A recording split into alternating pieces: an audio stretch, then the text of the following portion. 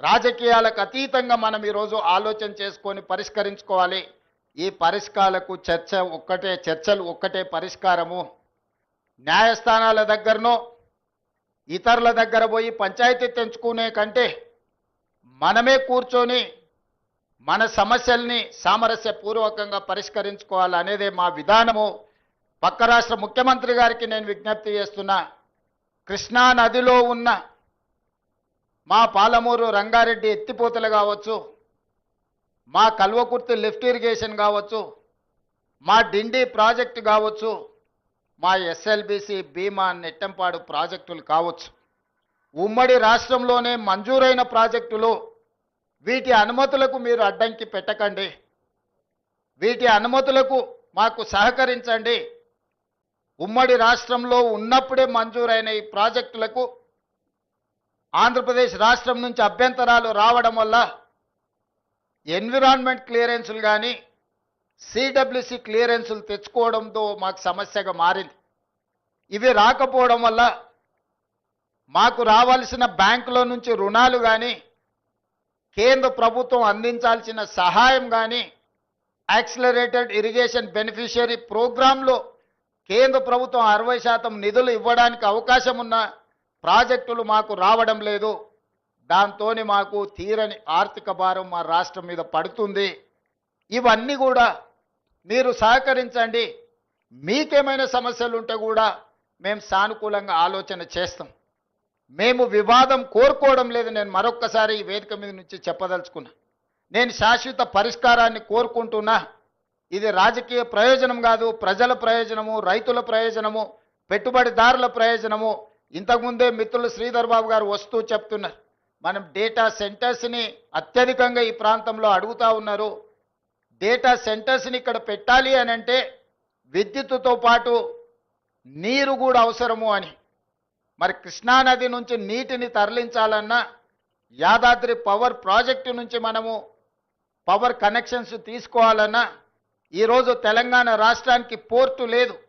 దేశంలో ఏకైక రాష్ట్రం పోర్టు లేని రాష్ట్రం తెలంగాణ రాష్ట్రం. మరి ఈరోజు పోర్ట్ కనెక్టివిటీ ఉంటేనే మ్యానుఫ్యాక్చరింగ్ యూనిట్ ఇండస్ట్రీస్ వస్తాయి. దానికి అందుకే మచిలీపట్నం పోర్ట్కి డైరెక్ట్గా భారత్ ఫ్యూచర్ సిటీ నుంచి 12 lane express highway with controlled access with railway కనెక్టివిటీతో ఈరోజు కేంద్ర ప్రభుత్వం నుంచి మనం అనుమతులు అడిగినాం. ఇలాంటి అభివృద్ధి జరగాలంటే పక్క రాష్ట్రంతో కూడా మనకు సయోధ్య ఉండాలి, పక్క రాష్ట్ర సహకారం కూడా ఉండాలి.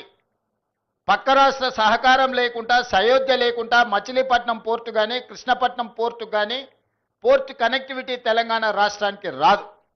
తెలంగాణ రాష్ట్రానికి పోర్ట్ కనెక్టివిటీ రావాలంటే పక్క రాష్ట్ర సహకారం ఉండాలి.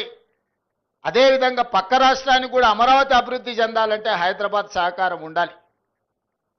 నగరం అభివృద్ధి జరగాలంటే భవనాలు కడితే సరిపోదు.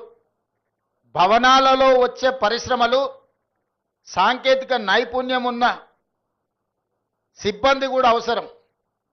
వాళ్ళు హైదరాబాద్ నగరంలో ఉన్నారు.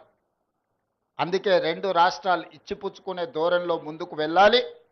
పక్క రాష్ట్రంతో తప్పకుండా చర్చలు కొనసాగుతాయి. పక్క రాష్ట్రాలతో వివాదాలు పెట్టుకోవాలన్న ఆలోచన మాకు లేదు.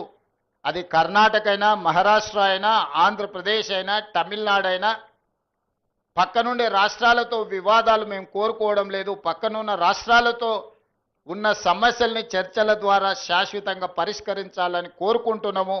పక్క రాష్ట్రాలను కూడా ఒక అడుగు ముందుకు వేయండి.